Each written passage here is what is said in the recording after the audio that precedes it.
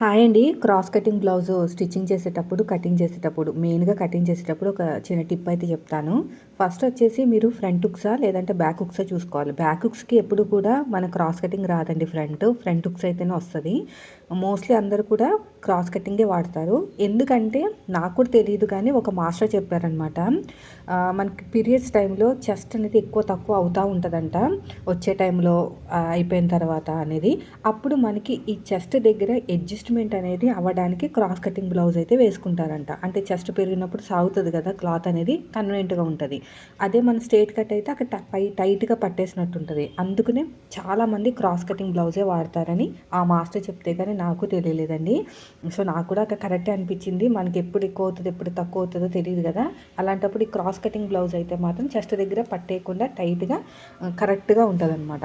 So, ఈ cross cutting blouse మీకు కావాలి అనుకుంటే మాత్రం ఇలా క్రాస్‌గా వేసుకోవాలి. ఫ్రంట్ అనేది మన వైపుకు ఉండాలనమాట.